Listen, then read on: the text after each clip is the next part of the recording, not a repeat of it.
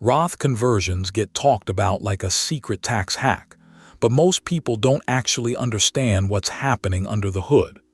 Today, we're breaking down exactly what a Roth conversion is, why people do them, and the specific situations where they genuinely make sense. At its core, a Roth conversion means moving money from a traditional retirement account, like a traditional IRA or an old 401k, into a Roth account. The traditional account was funded with pre-tax dollars, meaning you got a tax break when you put the money in, but you owe income tax when you eventually take it out. A Roth account works the opposite way. You contribute after-tax dollars, but qualified withdrawals in retirement are completely tax-free. When you do a conversion, you're essentially telling the IRS, I want to pay the tax on this money now instead of later. And once it's in the Roth, it grows and can be withdrawn tax-free down the road. When you convert, the amount you move gets added to your taxable income for that year. It's taxed at your ordinary income tax rate, just like if that money had come from your paycheck. This is the key trade-off of a Roth conversion.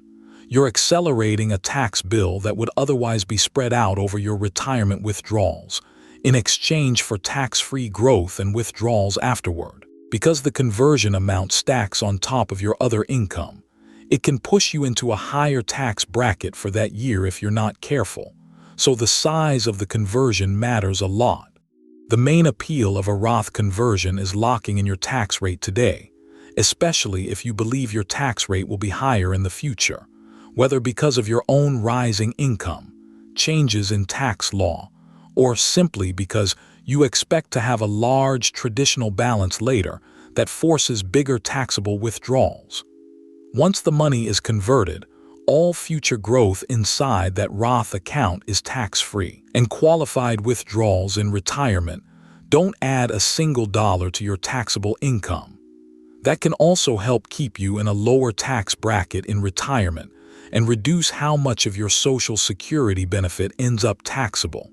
Traditional retirement accounts generally come with required minimum distributions, meaning the IRS forces you to start withdrawing and paying tax on a portion of the account once you reach a certain age, whether you need the money or not.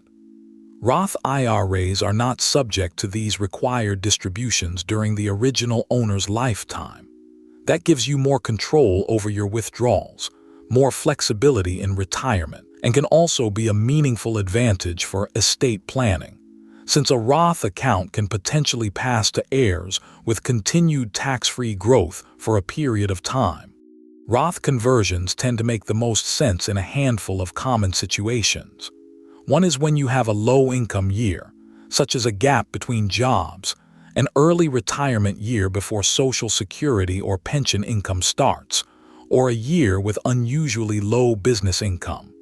Another is when you expect tax rates in general, or your personal tax bracket specifically, to be higher in the future. Converting steadily over several years during these lower income windows, rather than all at once, is a common strategy to avoid jumping into a much higher tax bracket. On the flip side, a conversion may not be a good idea if you expect to be in a lower tax bracket in retirement than you are right now, since you'd essentially be paying a higher rate today for no real benefit. It also becomes less attractive if you don't have money outside the retirement account to pay the resulting tax bill, because using retirement funds themselves to cover the taxes reduces the amount that gets to grow tax-free, and can also trigger early withdrawal penalties if you're under the applicable age. Additionally, if a large conversion pushes you into a bracket that affects things like healthcare subsidies or other income-based benefits, that's worth factoring in before converting. Timing and sizing matter a lot with Roth conversions.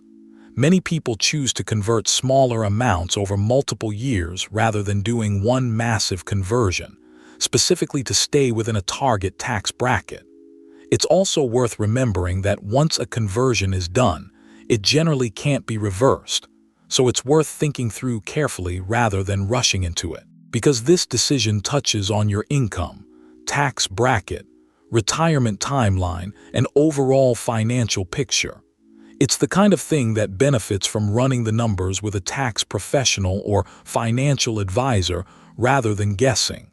Roth conversions aren't a one-size-fits-all move, but understanding how they work gives you one more tool for managing your taxes over your lifetime, not just this year.